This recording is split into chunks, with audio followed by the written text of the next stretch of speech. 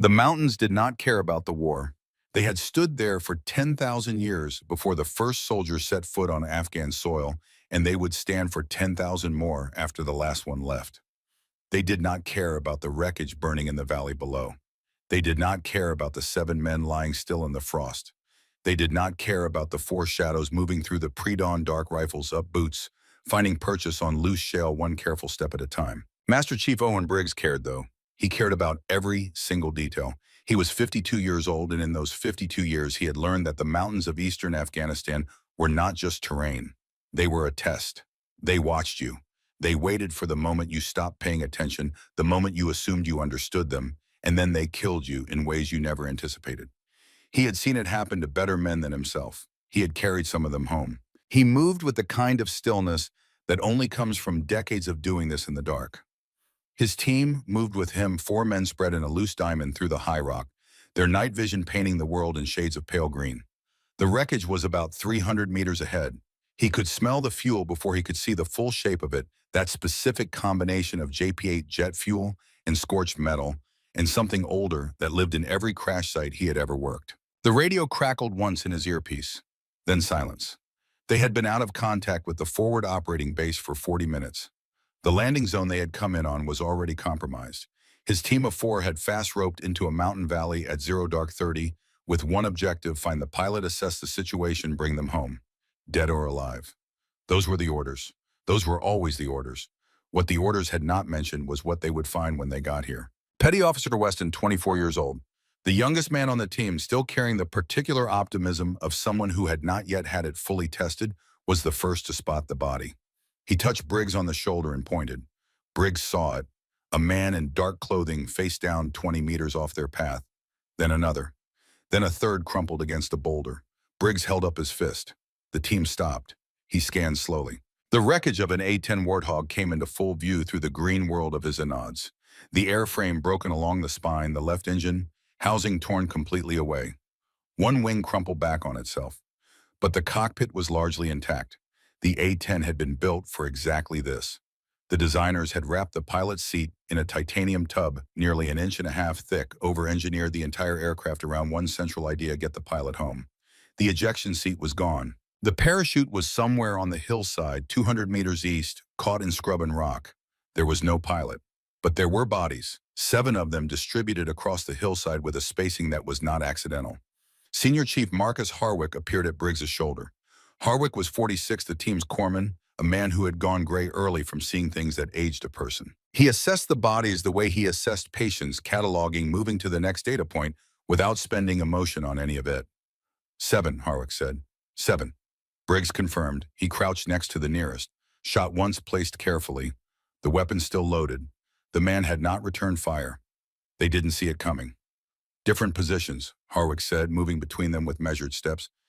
Different angles of approach. Whoever did this was moving between them. Not holding a position, hunting. Petty Officer Kowalski came up on the left. He was 30 years old, broad through the shoulders, constitutionally skeptical, in the way that kept operators alive past their expected careers. He looked at the 7 men, and he looked at the hillside, and he worked through the arithmetic the same way everyone on the team was working through it, but Kowalski was the one willing to say it plainly. A pilot doesn't do this, he said. Pilots fly. Whatever happened here, it wasn't a pilot.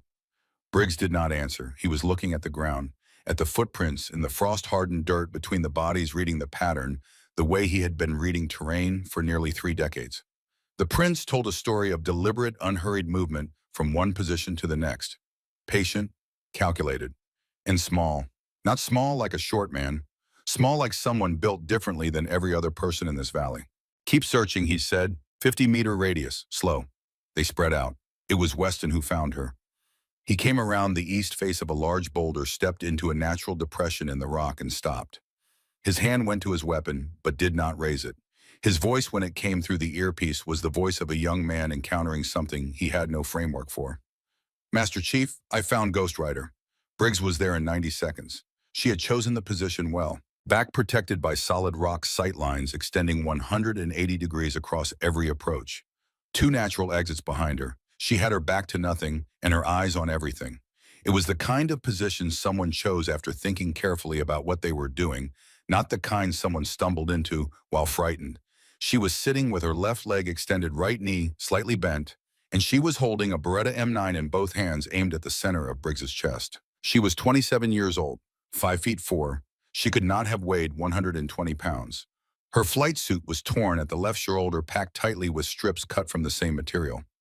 The left thigh was worse in terms of what had happened there, a wound that someone had addressed with suturing, visible even in the pre-dawn gray. The thread was dark, the knots tight, the closure clean. Someone had understood exactly what the tissue needed. Her hair was matted with dust and dried blood. There was a cut above her left eyebrow that had stopped bleeding hours ago. Her eyes were dark and they moved between Briggs and Weston with the systematic quality of someone who had not stopped running threat assessments since the moment she ejected from a burning aircraft into the Afghan night. She did not look panicked. She did not look relieved. She looked like someone solving a problem. "Call sign," she said. Her voice was low and rough from the cold. It did not waver. "Neptune 6, Briggs said. SEAL Team 6. We're here to bring you home." 1 second of silence. "Identify." He held up his ID. She affirmed that without lowering the weapon, taking her time. When she was satisfied, she lowered the M9, not holstered. It lowered it muzzle toward the ground, finger alongside the guard. "Captain Sloan Drake," she said. "Ghost Rider is the call sign." "Yes, ma'am." He was looking at the suturing on her thigh. "I needed my leg to work," she said simply. Harwick moved toward her immediately, kit open. He was a man who expressed himself through action, and opening that kit was the closest he got to saying he was glad she was alive. He looked at the wound on her thigh. He looked at the suturing for a long time, longer than he expected to. He had stitched people up in conditions far worse than this, and his results had been good. What he was looking at was better than good. It was deliberate. Whoever had done this understood exactly what the tissue needed, in what order, with what tension. He closed his kit without commenting on it. Some things did not require comment. "The shoulder," he said, "packed correctly. No arterial involvement."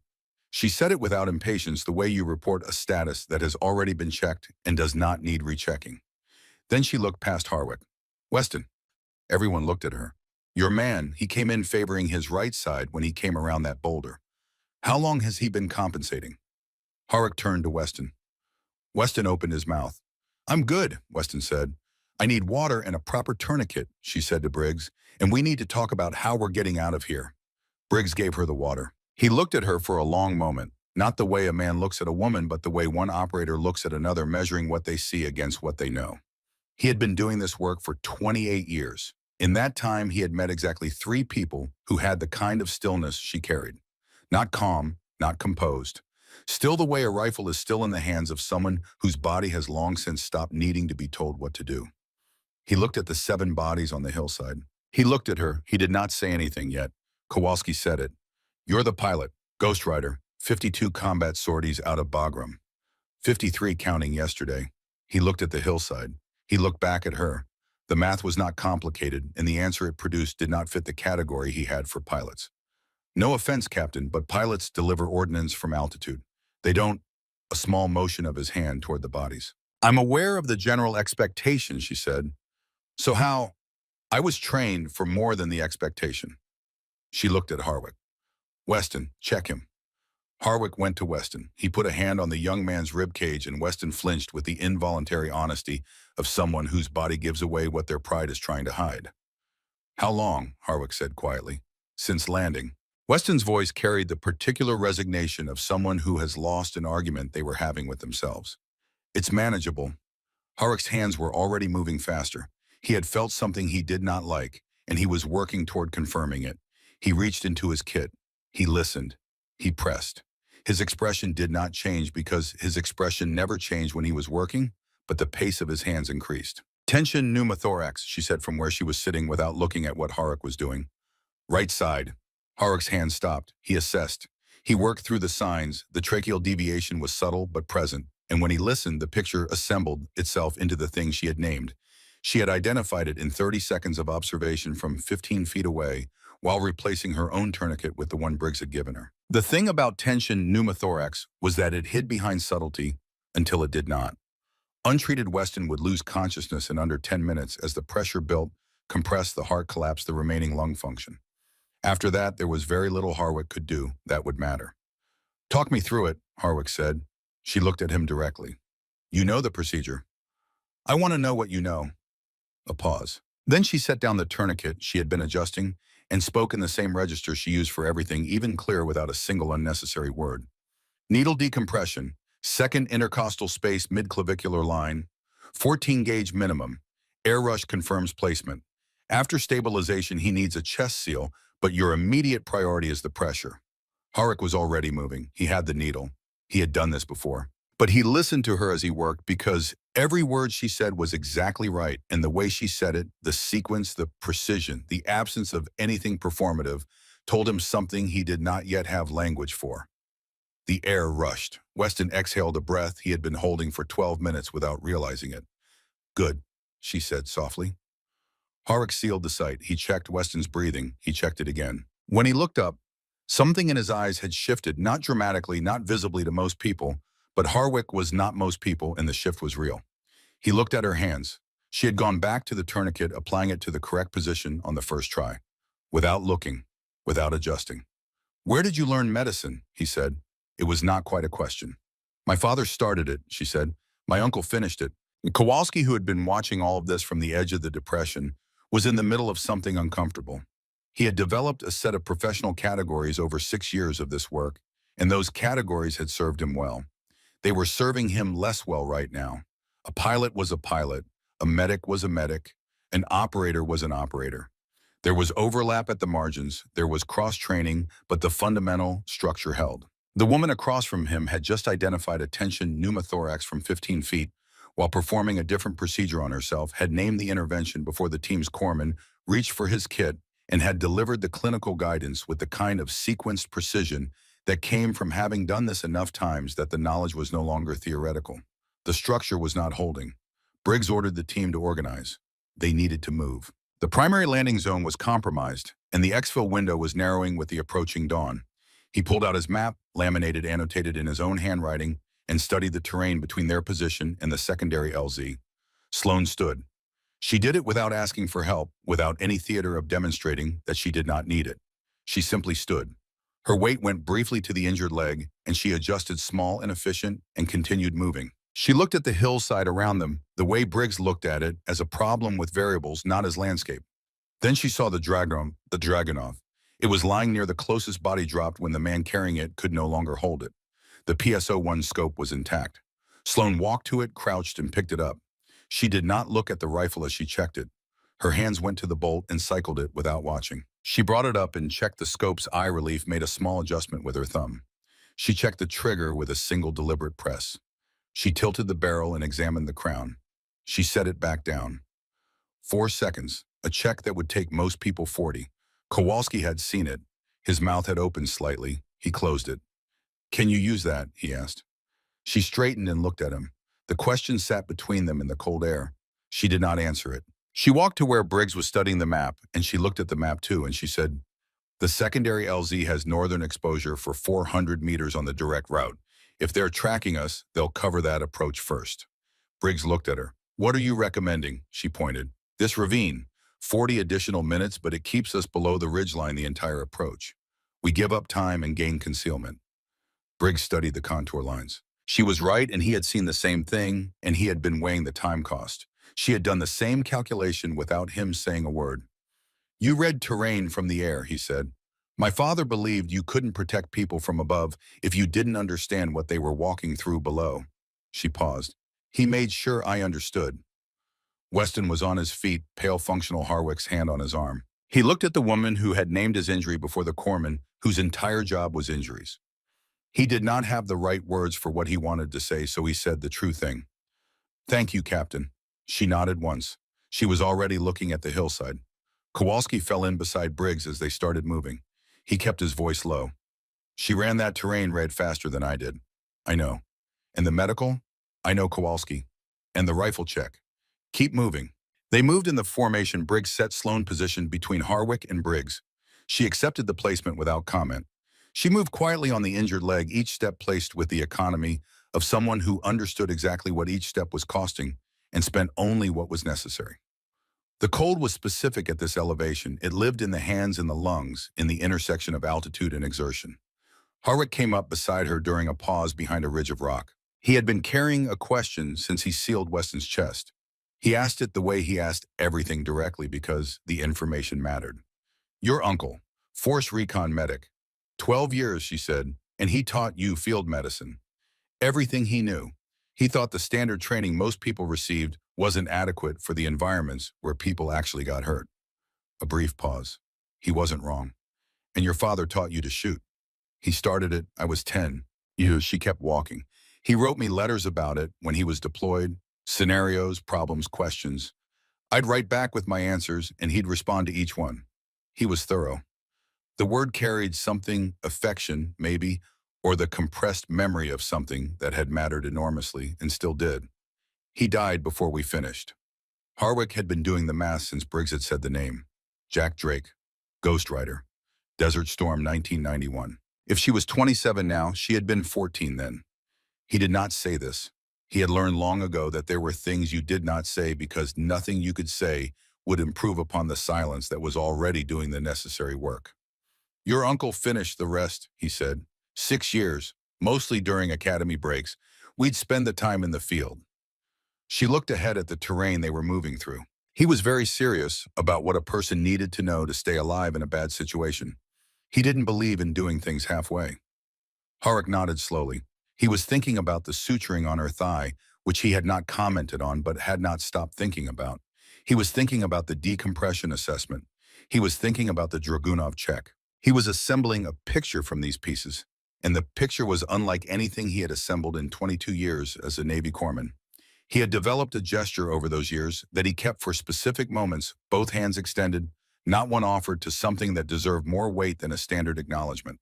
He had done it 4 times in his career, each time to someone who had done something that required both hands to receive properly. He thought about it now looking at her in the gray pre-dawn and put the thought away to wait for the right moment. Why isn't any of this in your service record? He asked. Because my service record reflects what the Air Force asked me to tell it, she said. Flight hours, formal certifications, enrolled training programs. No one asked whether I'd been learning to shoot since I was 10 and studying trauma medicine since I was 17. The smallest pause. I answered every question they put to me honestly. They didn't ask the right ones. Briggs was up front, and he had been thinking about this for the last 30 minutes. Not just about what she could do, but about the shape of it, the specific combination, the integration of things that were not supposed to exist in the same person. He had been in this work long enough to know that most people were very good at one thing. The genuinely dangerous ones were very good at 2 or 3 things simultaneously, and the rarest of all were the people who had integrated those things so completely that they no longer existed as separate skills, but as a single fluid capacity for solving whatever problem was in front of them. He was thinking about what he was going to write in his report when this was over. He was thinking about what words would be accurate. He was also thinking about the signal. It had been nagging at him since the radio crackled with the compressed data reading 40 minutes ago. The A-10's emergency locator transmitter had gone dark within 4 minutes of the ejection, which was part of what had made this mission so difficult to plan. What was transmitting now was something different. A secondary signal, narrowband directional, on a frequency that did not appear in any technical documentation for the aircraft. Someone had put something in her plane that was not supposed to be there. He filed this and kept moving. The sky was turning from black to the deep blue-gray of pre-dawn when they stopped behind a long, flat shelf of rock. Briggs checked his radio. He checked his map. He scanned the ridgelines.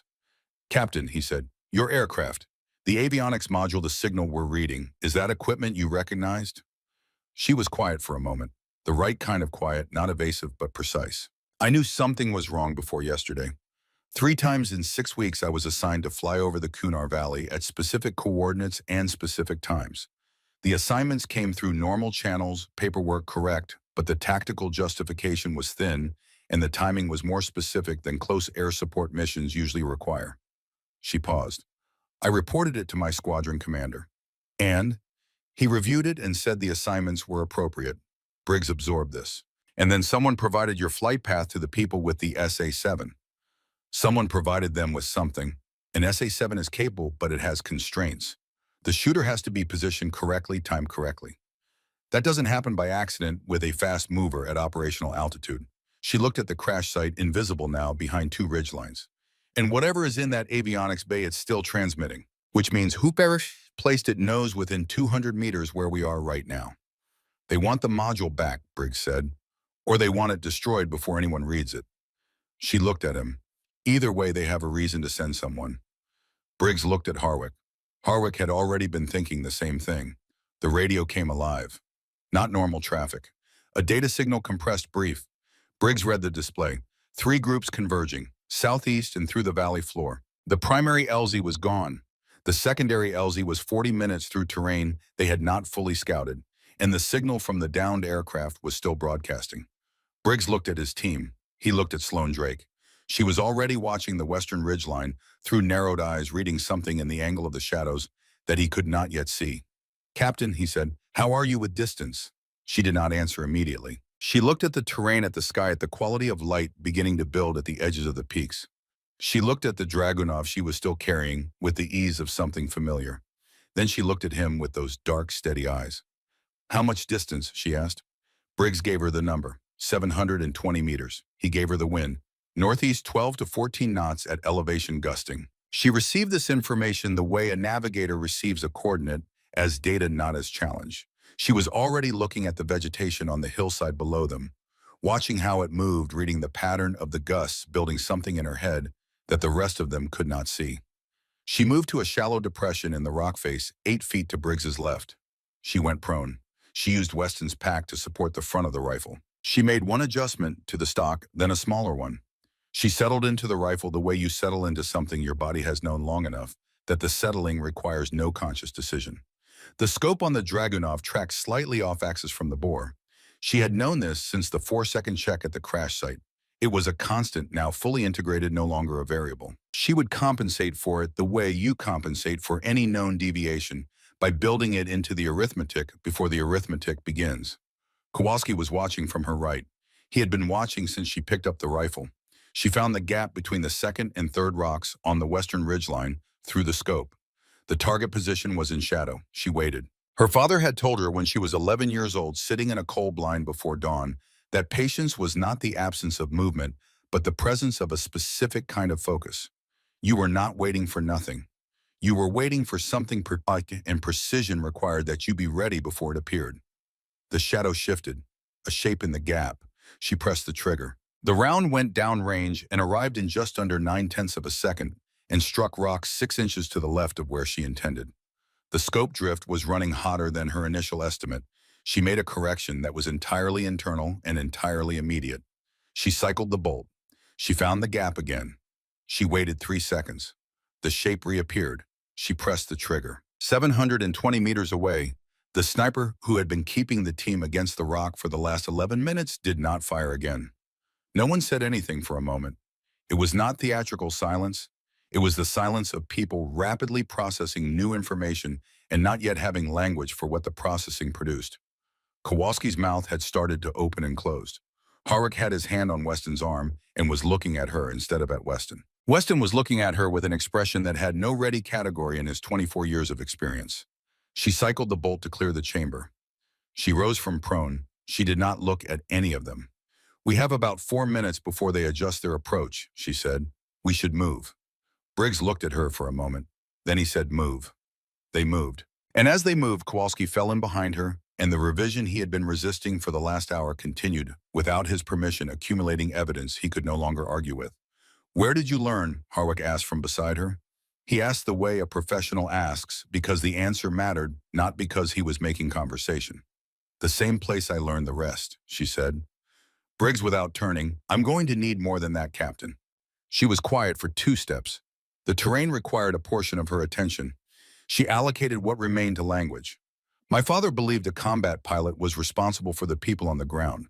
Not abstractly, specifically. He thought if you were going to fly close air support, you had to understand what it felt like to be the person on the other end of the radio waiting for your aircraft. He thought pilots who didn't understand that were flying blind in the most important way." A pause. "He wrote me a letter once that said the best thing you can do from 10,000 feet is know what 10,000 feet looks like from the ground." "So he taught you everything," Kowalski said from behind. His voice had changed registers since the shot. "He started it. He died in 1991. She said it the way you say something that has been true long enough that the saying of it has reached an accommodation with the truth. My uncle finished it." "Why didn't any of it show up in your file?" Kowalski asked. She glanced back. Because institutional records reflect institutional questions. The Air Force asked what it knew to ask.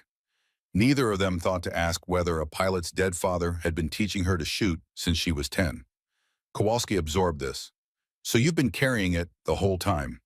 I've been using it the whole time, she said. There's a difference. Briggs stopped the team behind a long flat shelf of rock. He checked the radio.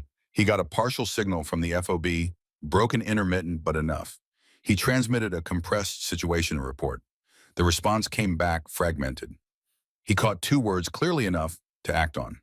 Third group. He brought up his own optics and scanned the southeast approach. The group was there moving with too much organization and too much discipline for irregular fighters.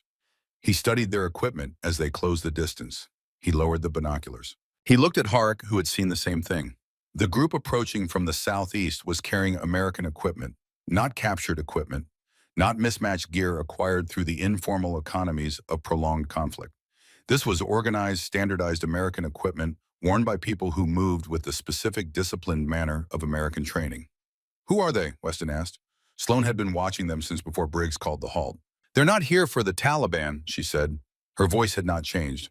They're here for the module, and they've known where we are since before we found me. Briggs looked at the approaching group. He looked at the module. He looked at his team. Harik and Weston together, Kowalski to the right. Sloan with the Dragunov watching the southeast with the steady attention of someone who had not stopped working since before any of them arrived. Kowalski, he said. Northern flank. Copy. Harwick. Weston needs to be moved at 10 meters back behind that formation. Moving. He looked at Sloan. He looked at the distance. He looked at what she had done at 720 meters with a rifle she had never fired before in a wind she had read with her eyes and a scope drift she had calculated from a 4-second handling. Captain, I need you to hold the southeast approach. She looked at the terrain. She looked at the approaching group. She looked at the Dragunov. Hold it, she said, or stop it. Stop it, Briggs said. She was already moving. She went fast and low the way you move when running is too costly and standing is impossible. Her injured leg giving her information she received and managed without allowing it to alter the pace. The position she wanted was 30 meters southeast on a broken shelf of rock that gave her clear sight lines down the approach while breaking her silhouette against the sky. She reached it in 40 seconds. She went prone. She found the approaching group through the scope, 580 meters, closing. She keyed the radio. Harwick, Weston's status. Harwick's voice came back flat and precise. He's been compensating in that right leg since the second contact. I found shrapnel from the grenade exchange. A fragment nicked the femoral branch.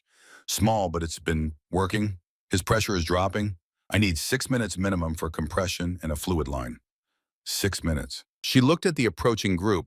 Current pace put them inside effective engagement range in 4. You have 6, she said. Start now. She heard him moving. She heard the specific sounds of a very good corpsman working quickly in bad conditions. Packages, instruments, the low continuous murmur of someone talking to a patient who needed a voice to hold on to. She found the lead figure through the scope. She rebuilt the wind calculation the valley was channeling differently now. The morning thermal gradient, creating a cross-valley flow that had not been present 2 hours ago. She integrated it with the scope drift constant. She let the arithmetic complete itself. 540 meters. The lead figure stopped. Raised optics. Scanning. She did not move. The rock shelf was breaking her outline, and the angle of morning light favored her. She was in shadow. They were in partial light. She had chosen the position for exactly this reason. The figure made a hand signal. The group adjusted right, moving to reduce her potential field of fire. It was a tactically sound adjustment by someone who understood the terrain. She had anticipated it. Briggs, she said into the radio, they're swinging right. I need you to cover the new angle when they close to 300. Copy. Kowalski, if anyone breaks left, there's a blind spot at the base of the formation. A pause. Then Kowalski in a voice that was not the voice he had brought to this mountain at the start of the mission, copy Captain. She looked back through the scope, 460 meters. Behind her, she heard Harwick say in a register she had not heard from him before, less clinical, more present. Weston, talk to me. You're going to be fine. Just stay right here with me. And Weston said something back low enough that she could not make out the words, and Harwick answered, and they were talking. She filed this as handled and returned her full attention to the 430 meters in front of her. Her father had told her the winter she was 13, sitting in a field at first light, The person who waits to react is always behind. The person who has already decided what they will do when the moment arrives is already ahead. The interval between those two people is where the outcome lives. She had thought about that for years afterward, turning it over, and she had come to understand that what he meant was not just tactical. He meant it as a way of living in the world, preparation, not as anxiety, but as readiness, decision made in advance, so that when the moment came, the decision was already done and all that remained was execution. 400 meters. She pressed the trigger. The lead figure went down. The group split immediately, two left, two right, dropping and moving, seeking cover. She was already tracking the rightmost figure, moving toward Kowalski's assigned area. She cycled the bolt and fired. The figure dropped behind rock. She could not confirm. She did not have time. Kowalski fired twice from his position. One result sounded definitive. The leftmost pair was returning fire rounds coming in high and right, their estimate of her position off by roughly 15 meters. She moved 6 feet along the shelf. Repositioned, looked through the scope. A rock fragment struck her left shoulder. Not a bullet, a piece of shale dislodged by an earlier exchange, finally released by the morning's first real warmth working on the frost. The impact was sharp, and the burning was immediate. She looked briefly and understood cut not deep, not dangerous. It would stiffen in an hour. She looked back through the scope. The burning was information. She filed it and moved on. One remaining figure in a shallow depression that was providing less cover than the man inside it believed. She found the angle. She waited. He would know he needed to move. He would try to move when he thought she wasn't watching. She was always watching. 20 seconds, 30. He moved. She fired. The last figure behind the large rock stayed, did not advance. After 90 seconds, he began moving backward, keeping the rock between himself and her position, retreating with the disciplined caution of someone who had recalculated the situation and arrived at a conclusion. She let him go. He was retreating, and there was no tactical requirement to stop a retreating target, and she needed to preserve what she had for the possibility that the situation was not finished. "Approach is clear," she said into the radio. One withdrew. 4 neutralized. Bob Briggs' copy. Then after a pause that she recognized as the pause of a man deciding whether to say the next thing, "Good work, Captain," she was already scanning the wider approach. "He's stable." Harick's voice. The clinical quality was still there, but something else had entered it, the particular controlled relief of someone who has been operating at full capacity and reached the far side. "Pressure is coming back. Heart rate 68. She allowed herself one slow exhale. Then she turned around and came back to the team. Weston was on the rock shelf with Harwick beside him, a fluid line running his color genuinely improved from 20 minutes before. He turned his head when he heard her approach and looked at her with an expression she did not have a ready category for. It was not gratitude exactly, though gratitude was in it. It was the expression of someone given something they did not ask for and do not know how to account for the receiving of it. "Captain," he said, "don't sit up." "I wasn't going to." "Good." Kowalski was at her left. He stood there without saying anything, which was unusual for him. She had spent most of the night developing a sense of when Kowalski's silences were tactical and when they were something else. This was something else. "4," he said finally. "From a rifle you'd never fired. 720, 1100. He looked at the southeast slope. "And now, the distances were what the situation required," she said. He was quiet for another moment. She recognized that he was arriving somewhere real, and she did not rush him. The most important arrivals took the time they took. "I was wrong," he said, "about what I assumed when we found you. I had you in a category that wasn't accurate." "You had me in the category the situation suggested," she said. "That's not wrong. It's how pattern recognition is supposed to work." "The pattern was incomplete. I should have updated it faster." "You updated it when the evidence was sufficient." She looked at him steadily. "That's the correct standard." He held her gaze. Then with the directness of a man who did not apologize often and wanted it to count when he did. "I'm sorry, Captain." "Accepted," she said, "clean, complete." Nothing added. Briggs had reestablished radio contact with the FOB. He transmitted a full situation report, team status engagements, Weston's medical situation, the module, the approach, corridors. He listed her contribution with the particular care of someone choosing words that would become part of the official record and needed to be right. He said, "Pilot is not a casualty. Pilot is an asset. Operational contribution to this exfil is significant and will require full command level debrief. This is not a rescue. Repeat, this is not a rescue." She heard it through the earpiece. She said nothing. The extraction came 40 minutes later. The MH-60 came in from the west low and fast, following the valley floor flaring into the clearing Briggs had marked. The crew chief was out before the skids settled, scanning weapon up. He saw her. She was standing on the edge of the LZ with the Dragunov slung across her back, the smallest person on the ground by a significant margin, carrying 20 hours of a mountain on her face and in the set of her shoulders. The crew chief's scan stopped on her arm. She held his eyes for one moment, then moved to help with Weston. On the aircraft, Harrick worked on Weston for the full duration of the flight. She sat across from them with her back to the bulkhead and watched his hands with the focused attention of someone tracking a procedure, not watching for reassurance. Several times Harwick looked up and found her watching, and he understood what she was doing, and he did not find it unsettling.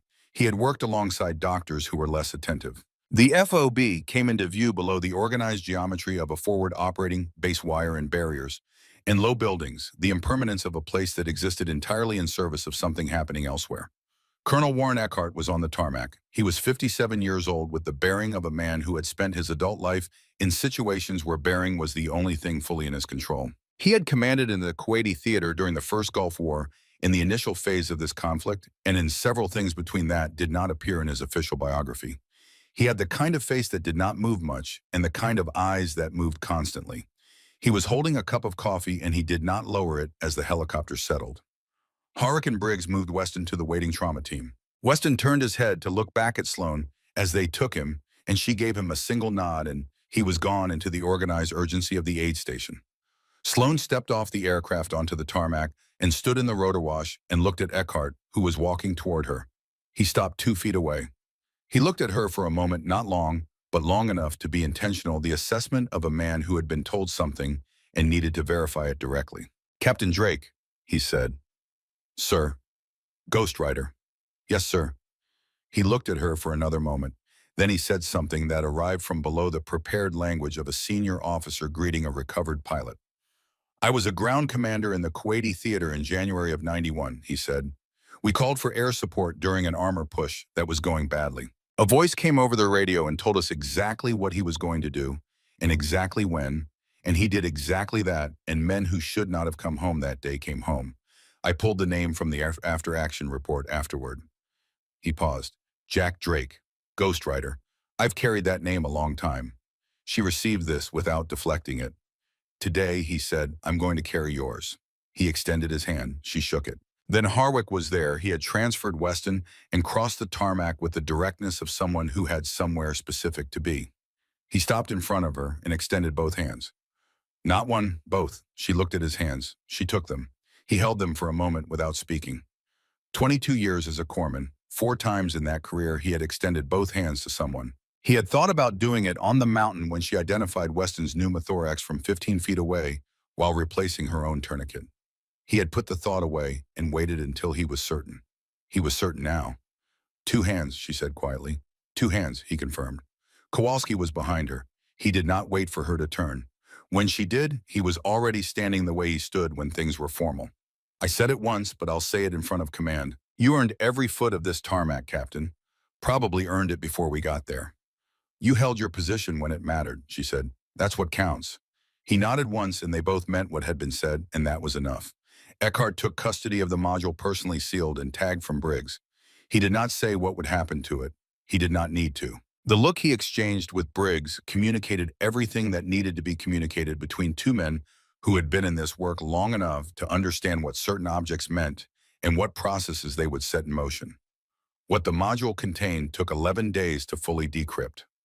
Sloan was not in the room when the results came back, and she was not briefed on the specifics, and she understood that she would not be, not yet, possibly not completely, possibly not ever. What she was told 6 weeks later in a meeting that lasted 4 minutes, attended by 3 people she had never seen before and would not see again, was that the investigation was proceeding, that the flight assignments she had flagged were being reviewed, and that her report to her squadron commander had been received and logged at the time and had subsequently been forwarded to channels she had not known existed. Someone had been listening. It had taken time. These things always took time. She accepted this the way she accepted most things, as information, not as verdict. The work she had done on that mountain was complete. What happened next belonged to a different process run by different people in rooms she would not enter. That was how it was supposed to work. She chose to believe that it would. The 5 men on the southeast slope were not identified as American military in any official communication Briggs ever received. What he did receive 3 weeks later was a quiet conversation with a man from an office that appeared on no organizational chart who asked him to describe their equipment and movement patterns in response to contact. Briggs described what he had seen. The man nodded, wrote something down, thanked him, and left. Briggs never heard about it again. In his experience, that meant someone else was handling it through a door he did not have a key to. He did not find this satisfying. He found it familiar. She was taken to the aid station where her shoulder was properly cleaned and dressed, and the suturing on her thigh was assessed by the flight surgeon, a young captain who had been briefed, who examined her work for a long moment and then looked up at her and said only, "This is good work." She said, "Thank you." He went back to cleaning the shoulder wound. He looked at her hands once briefly and then returned to his task. She slept for 4 hours. When she woke, Briggs was in the chair beside her cot, looking at the wall and thinking about something that had nothing to do with the wall. She sat up. He looked at her. "How are you?" "Better. Weston is in surgery. Surgeon says it's straightforward. 8 weeks and he'll be back." "Good." Briggs was quiet for a moment. He was a man who spent most of his professional life not saying more than the situation required. He said more now. "The report I filed describes your contribution to this mission as significant. It's an inadequate word. It's the word the report has." "Reports use the words they have," she said. "Yes." He turned the coffee cup in his hands. "Colonel Eckhart is recommending a formal review of your operational classification. Someone will sit down with your file and look at the gap between what it says and what you demonstrated. That process takes time." "I know.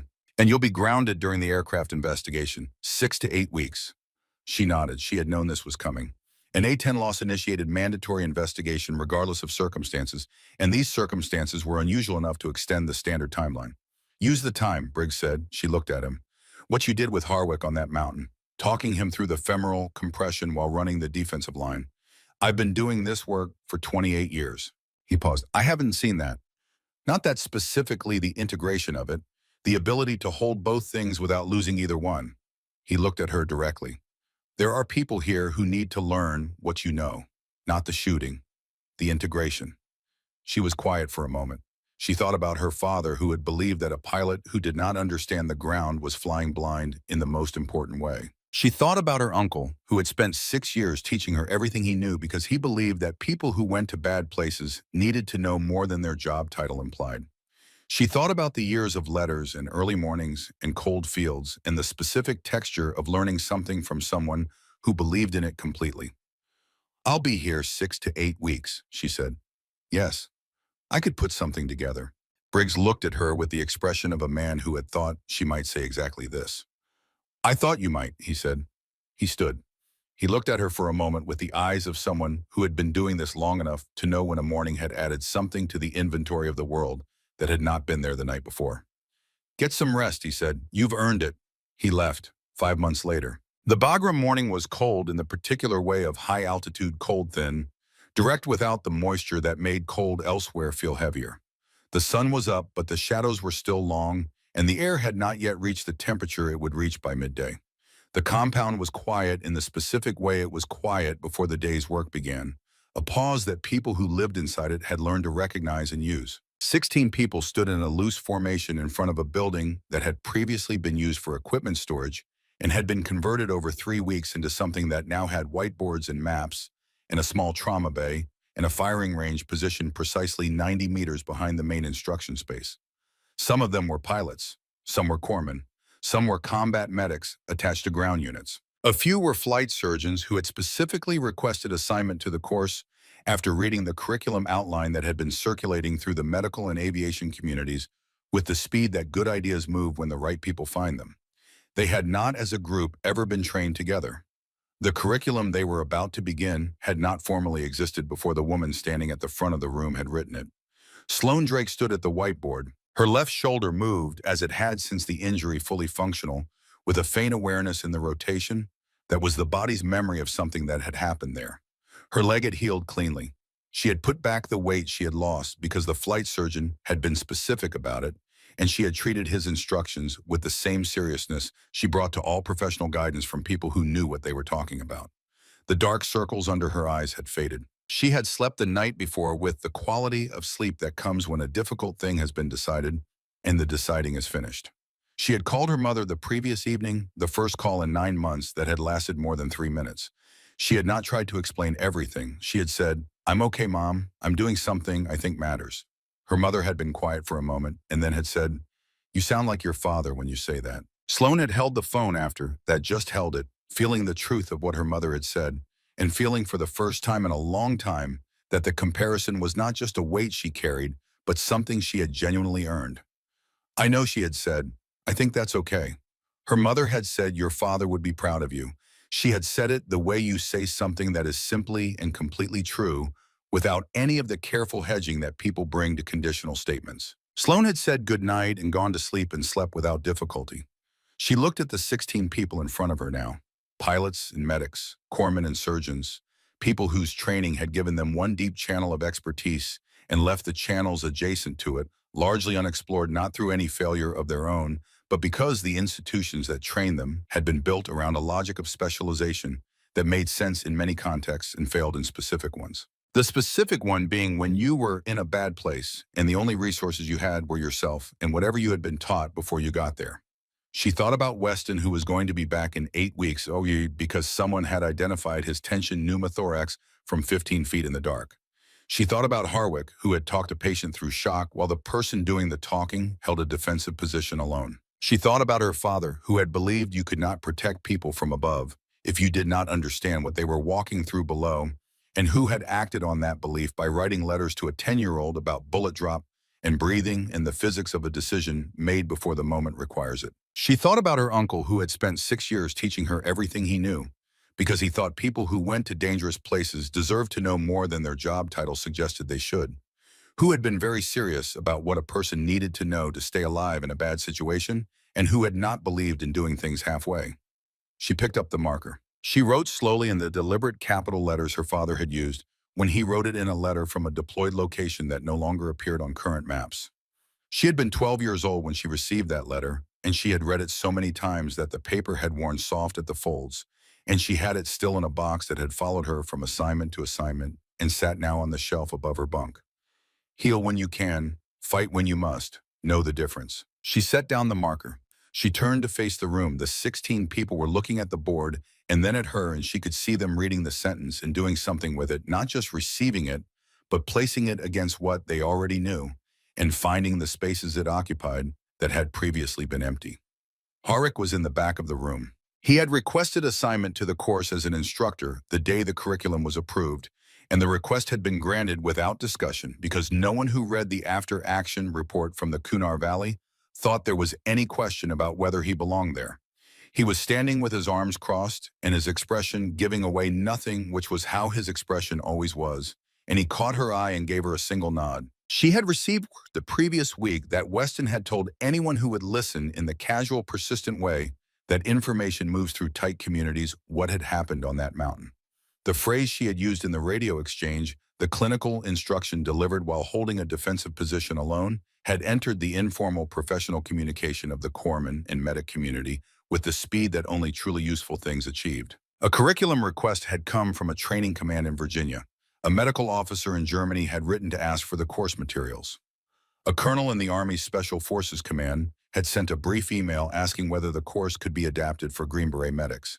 She had answered each inquiry with the same careful, direct language she brought to everything. Yes, here is what we have. Here is what we are still developing. Here is what we know, and here is what we are still learning. Because they were still learning. That was the thing her father had always understood, and that she had come to understand in her own way. You were always still learning, and the moment you stopped was the moment the knowledge stopped being useful and started being merely historical. She looked at the 16 people in the room.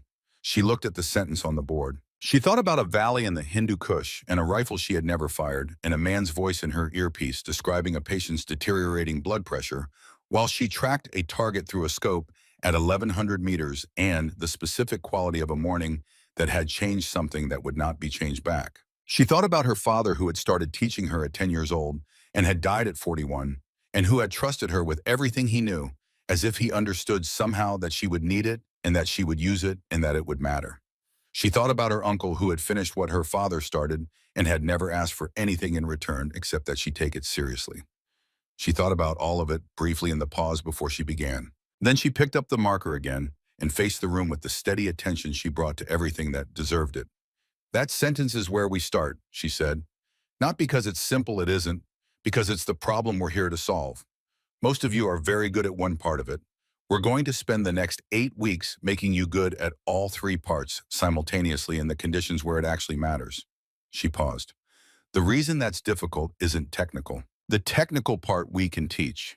The reason it's difficult is that it requires you to hold 2 completely different ways of thinking at the same time without losing either one. That is a skill. It can be learned. It has been learned. She looked at them. I know this because I learned it. She set down the marker. Let's get started. Outside, the Bagram morning was continuing to unfold the way mornings did at this altitude, the cold gradually giving way to something less than cold, the shadows shortening the peaks, losing their dark authority as the sun climbed behind them. The compound was coming alive with the movement and sound of a military installation, beginning its day, the organized motion of people with defined purposes moving toward those purposes. In the room with the whiteboard, 16 people leaned forward. Sloan Drake began. Her voice was the voice she used for everything, even carrying only what it needed to carry and nothing extra.